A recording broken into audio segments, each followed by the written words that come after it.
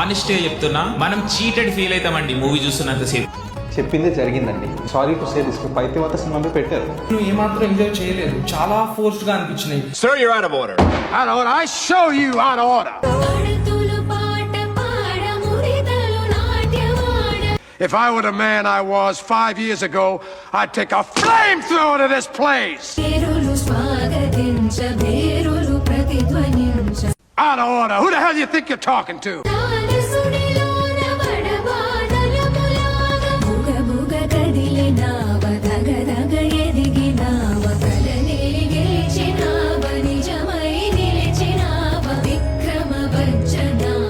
ఒకప్పుడు రవితేజ మూవీ అంటే mass, energetic, best story లైన్ని ఎక్స్పెక్ట్ చేసేవాళ్ళు. అదే ఎక్స్పెక్టేషన్స్ తోనే థియేటర్కి వెళ్ళి ఫుల్ సాటిస్ఫాక్షన్ తోనే బయటకు వచ్చేవాళ్ళు. Excellent cinema. ఇక ఈ సినిమాని ఎవడన్నా బాగాలేదు అది అంటే బాగాలేదు అనేటోడికి లేడుగా జీవితంలో గిట్ట. బట్ ఇప్పుడు same attitude and same energy ఉన్న ఏదో తెలియని డిస్సాటిస్ఫాక్షన్. ఇన్ని మాస్ యాంగిల్స్ నుంచి ట్రై చేసినా ఎందుకు వర్కౌట్ అవ్వట్లేదు? ఎందుకు కంటిన్యూస్ గా below average movies and completely utter flop movies వస్తున్నాయి? Is this a bad luck, లేకపోతే ఫాస్ట్ గా మూవీ షూటింగ్ అయిపోవాలని చెప్పి ఎంగేజింగ్ స్క్రిప్ట్స్ ని సెలెక్ట్ చేసుకోవట్లేదా? షాక్ ఆడలా, నేనింతే ఆడలా, ఈ అబ్బాయి చాలా మంచివాడు ఆడలా, శంభో శివశంభో ఆడలా. They're all like very good film, చాలా మంచి సినిమాలు. అవును, అన్ని క్లియర్గా మాట్లాడదాం. ఎంగేజింగ్ స్క్రిప్ట్స్ నుంచి మూవీస్ ఎప్పుడు వచ్చాయి, ఎప్పుడు వెళ్ళాయి అన్నదాకా మన ఛానల్లో ఆల్రెడీ BCCI IPL గురించి కంప్లీట్ వీడియో డిస్కస్ చేసి ఉంచాను. ఈ వీడియో తర్వాత ఆ వీడియోని కంపల్సరీగా చూడండి. సో ఇయర్ ఫోన్స్ పెట్టుకోండి, సబ్స్క్రైబ్ చేసుకోండి, వీకెండ్ని ఎంజాయ్ చేయండి.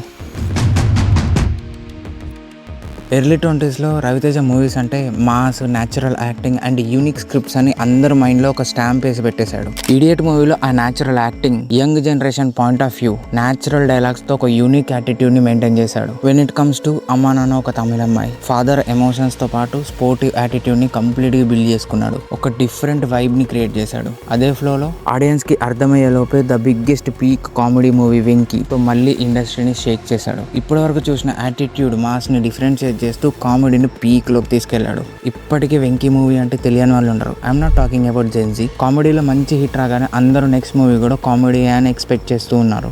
బట్ బిగ్గెస్ట్ ట్విస్ట్ ఏంటంటే the Rajamouli direction, the Rajamouli innovation అన్ని కలగలిపి రవితేజ యాక్టింగ్ తో మిక్స్ చేసి mass elevation plus comedy combination తో విక్రమార్కుడు మూవీ తీశారు. డిఫరెంట్ స్టేజెస్ లో డిఫరెంట్ క్యారెక్టర్స్ ని చూపించుకుంటూ, ఆ డిఫరెంట్ క్యారెక్టర్స్ కి ఒక మీనింగ్ పెట్టుకుంటూ, ఈచ్ అండ్ ఎవ్రీ క్యారెక్టర్ కి ఒక ఎలివేషన్ ఇచ్చుకుంటూ విక్రమార్కుడు మూవీని కంప్లీట్ చేశారు. That was the biggest huge block buster in Telugu film industry. Actors, audience అందరూ షాక్ అయిపోయారు. డ్యూయల్ యాక్టింగ్ ప్లస్ ట్రాన్స్ఫర్మేషన్ చూసి ఆడియన్స్ కి ఒక ఫ్రెష్ ఫీల్ వచ్చింది అన్నలోపే కిక్ మూవీ వచ్చింది. మన తెలుగు ఇండస్ట్రీయే కాదు, బాలీవుడ్, కాలీవుడ్ ఇలా మల్టిపుల్ ఇండస్ట్రీస్ ఈ స్టోరీ లైన్ ని చూసి అందరూ ట్రాన్స్ లోకి వెళ్ళిపోయారు. ఎంత యూనిక్ స్టోరీ అంటే ఐ హ్యావ్ ఎవర్ సీన్. కామెడీకి కామెడీ, మాస్ కి మాస్, ఎమోషన్స్ కి emotion, complete one man show movie ఇది. ఇన్ని డిఫరెంట్ స్టోరీస్ చేసినా కూడా ఎగ్జిక్యూషన్ అనేది ఫ్రెష్ గా ఉండేది. దట్ ఎవ్రీ క్యారెక్టర్ కి ఒక ఐడెంటిటీ ఉండేది. డైలాగ్ లో ఒక ఫ్లో అండ్ న్యాచురల్ ఫీల్ ఉండేది. Every point of view, every element లో టాప్ నాచ్ పర్ఫార్మెన్స్ ఇచ్చి ఆడియన్స్ పాయింట్ ఆఫ్ వ్యూలో ఈ మూవీలో ఏదో ఉందిరా అనిపించుకున్నాడు. అరౌండ్ 2015 తర్వాత స్లోగా చేంజ్ స్టార్ట్ అయింది. ఆడియన్స్ అప్గ్రేడ్ అయ్యారు, జనరేషన్ చేంజ్ అయింది. చేసిన పర్ఫార్మెన్స్ కాకుండా ఇంకా ఫ్రెష్నెస్ ని అందరూ ఎక్స్పెక్ట్ చేస్తున్నారు. బట్ రవితేజ అది రికగ్నైజ్ చేయలేకపోయారు. సేమ్ ప్యాటర్న్ రిపీట్ అవ్వడం, outdated comedy, loud comedy, outdated scenes ఎక్కువైపోవడం, స్టోరీకి ఇర్రెలెవెంట్ డైలాగ్స్ ఉండడం, స్టోరీ కన్నా కంప్లీట్లీ యాక్షన్ సీన్స్ మీద ఎక్కువ ఫోకస్ పెట్టడం, ఇలా చాలా అవుట్డేటెడ్ థింగ్స్ ని రిపీట్ చేయడం వల్ల కిక్ 2, టచ్ చేసుడు, నేల టికెట్, అమర్ అక్బర్ ఆంటోనీ ఇలాంటి మూవీస్ అన్ని below average and utter flop అయిపోయాయి. Even Ravi Teja also be confused. Same line previously work out అయింది కదా, ఇప్పుడు ఎందుకు వర్కౌట్ అవ్వట్లేదని. సో మిస్టేక్ ఎక్కడ జరిగిందంటే, ప్రీవియస్ మూవీస్ లో ఈచ్ అండ్ ఎవ్రీ క్యారెక్టర్ కి ఒక mass attitude and mass bench mark ని క్రియేట్ చేసి ఉంచాడు. అదే బెంచ్ మార్క్ ని రిపీట్ చేయడం వల్ల ఆడియన్స్ కి క్యారెక్టర్స్ కొత్త ఫ్రెష్ ఫీల్ రాలేదు. క్యారెక్టర్స్ గురించి పక్కన పెడితే stories are completely predictable. Kick మూవీలో ఉన్న యూనిక్నెస్ అండ్ ఆ డిఫరెంట్ యాటిట్యూడ్ ని ఏ మూవీలో తీసుకొని రాలేకపోయాడు. ఒకవేళ తీసుకొని వచ్చినా అది ఫోర్స్ఫుల్ గా యాక్టింగ్ చేసినట్టుంది. అమ్మా నాన్న ఓ తమిళమ్మాయి మూవీలో ఉన్న natural expressions and natural depth ని వేరే మూవీస్ లో తీసుకొని రాలేకపోతున్నాడు. ఏదో ఫోర్స్ఫుల్ గా తీసుకొని వచ్చినట్టు, ఏదో అన్సాటిస్ఫాక్షన్ తో ఫోర్స్ఫుల్ గా చేసినట్టు, ఆడియన్స్ ని ఇంప్రెస్ చేద్దామని ఒక డిఫరెంట్ థాట్ తో ముందుకు వెళ్తున్నట్టు అనిపించింది. ఎవ్రీ పాయింట్ ఆఫ్ వ్యూలో ఆడియన్స్ కి డిస్సాటిస్ఫాక్షన్ ఉండడంతో ఆల్రెడీ ఇదే చూసాం కదా అనే ఫీలింగ్ చాలా పెరిగిపోయింది. వన్స్ ఒక ఫార్ములా హిట్ అయితే అదే ఫార్ములాని మళ్ళీ యూస్ చేశారు. Mass plus comedy plus punch dialogues. But ఇక్కడ ఆడియన్స్ ఇన్నోవేషన్ ని ఇగ్నోర్ చేసి ఓన్ పర్స్పెక్టివ్ లో మూవీని తీస్తున్నారు. This was the main reason audience was ignoring the concepts and the movie story line. Finally audience get bored. And రవితేజకి ముందు నుంచి ఒక అలవాటు ఉంది, ఏదైనా స్క్రిప్ట్ ఫాస్ట్గా అయిపోతుందంటే తొందరగా యాక్సెప్ట్ చేస్తారు. అండ్ అదే స్క్రిప్ట్స్కి బాగా ప్రిఫరెన్స్ ఇస్తాడు. అండ్ స్క్రిప్ట్ని డెవలప్ చేద్దామన్నా టైం దొరకనంత తక్కువ టైంలోనే మూవీ అయిపోవాలని ఆలోచిస్తారు. We can see maximum flop movies అన్నీ ఫాస్ట్ అండ్ ఫ్యూరియస్గా అయిపోయిన మూవీసే, అంటే ఫాస్ట్గా షూట్ కంప్లీట్ చేసుకున్న మూవీసే.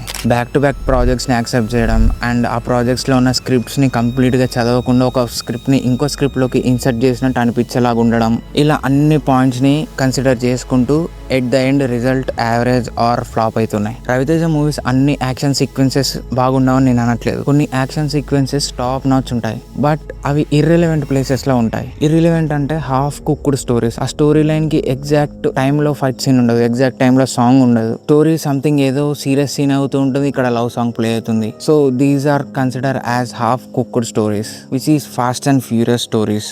స్ట్రాంగ్ బేస్ లేని మూవీస్ అన్ని కూడా స్టాండ్ అవుట్ అవ్వలేకపోతున్నాయి. ఇదే పీక్ టైంలో వేరే డైరెక్టర్స్ అండ్ వేరే హీరోస్ మంచి యూనిక్ స్టోరీస్ ని ఇంట్రడ్యూస్ చేస్తున్నారు ఇండస్ట్రీకి. మాస్ మహారాజ్ ఇమేజ్ మెయింటైన్ చేయడం కూడా చాలా కష్టమైపోయింది. ఆడియన్స్ టేస్ట్, ఓటీటీ వాళ్ళ ఎక్స్పెక్టేషన్స్ కి మీట్ అయ్యే స్క్రిప్ట్స్ రాసే డైరెక్టర్స్ చాలా తగ్గుతూ వచ్చారు తెలుగు ఫిలిం ఇండస్ట్రీలో. అలా తొందరపడడం వల్ల డైరెక్టర్స్ కి స్క్రిప్ట్ ఫస్ట్ హీరో లేటర్ అనే కాన్సెప్ట్ వచ్చింది. ఎర్లీ స్టేజెస్ లో ఎలా ఉండదంటే hero fame first then script అని ఎలాగ ఉండేవాళ్ళు. ఇప్పుడు ఏదో ఒకటి తగ్గిస్తే కానీ స్క్రిప్ట్ ఫాస్ట్ గా అవ్వదని అందరూ అర్థం చేసుకున్నారు. కొంచెం గ్యాప్ తీసుకొని ఆడియన్స్ పాయింట్ ఆఫ్ వ్యూని అర్థం చేసుకొని అండ్ డైరెక్టర్ స్క్రిప్ట్స్ ని అర్థం చేసుకొని క్రాక్ మూవీతో మళ్ళీ ఇండస్ట్రీకి వచ్చాడు. ఈసారి కంపేర్డ్ టు ప్రీవియస్ మూవీస్ ఈసారి హిట్ కొట్టాడు. నేను blockbuster hit top notch movie అని చెప్పాను, కానీ compared to previous movies this movie was hit. But some of the audience are satisfied. కొంతమంది ఆడియన్స్ మాత్రమే సాటిస్ఫై అయ్యారు, సగం మంది ఆడియన్స్ ఇంకా డిస్సాటిస్ఫాక్షన్ ఉన్నారు నాలాగా.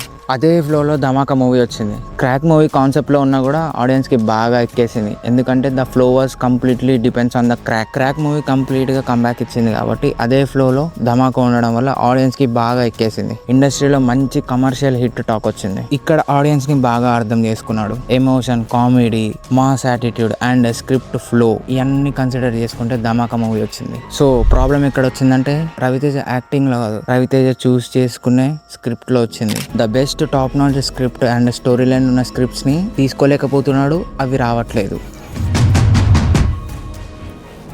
మనకి కావాల్సింది, మనం ఎక్స్పెక్ట్ చేసేది కంప్లీట్లీ రవితేజ దగ్గర ఉన్నాయి. Energy, screen presence, mass connect ప్రతి ఒక్కటి ఇంక్లూడ్ ఉన్న స్క్రిప్ట్ తీసుకుంటే రవితేజ యాక్టింగ్ని ఎవ్వరు తగ్గించలేరు. ఇంకా ఓల్డ్ అవుట్డేటెడ్ స్క్రిప్ట్స్ని కంప్లీట్గా మానేసి న్యూ జనరేషన్కి తగ్గ స్క్రిప్ట్స్ అండ్ న్యూ డైరెక్టర్స్ని ఇంట్రడ్యూస్ చేసుకొని వాళ్ళతో మూవీ చేయడం అనేది చాలా బెటర్. ఎందుకంటే ఎవ్రీథింగ్ వాజ్ చేంజ్. 2015కి 2020-26కి చాలా హ్యూజ్ డిఫరెన్స్లో ఇండస్ట్రీ చేంజ్ అయింది అండ్ పీపుల్ కూడా చేంజ్ అయ్యారు. So people also know everything about industry and what goes under the industry. మన పాత హీరోలతో ఇదే ప్రాబ్లం అయ్యా. ఓన్లీ డైరెక్టర్స్ మాటలు అండ్ పక్కనున్న వాళ్ళ మాటలు విని స్క్రిప్ట్స్ని యాక్సెప్ట్ చేస్తారు. వన్స్ జనాల point of view, audience point of వ్యూని కన్సిడర్ అసలు చాలా తక్కువ చేస్తారు. బిగ్గెస్ట్ హీరోస్ ఫ్లాప్ రావడానికి రీజన్ మెయిన్ ఇదే. They are not considering the audience point of view and audience expectations. Even directors also be the same. ఏం కావాలో మూవీకి, ఎప్పుడు ఏం తీసుకోవాలన్న బేసిక్ అనాలిసిస్ చేసి కంప్లీట్ స్క్రిప్ట్ ని సెలెక్ట్ చేసుకుంటే that no one will stop Raviteja.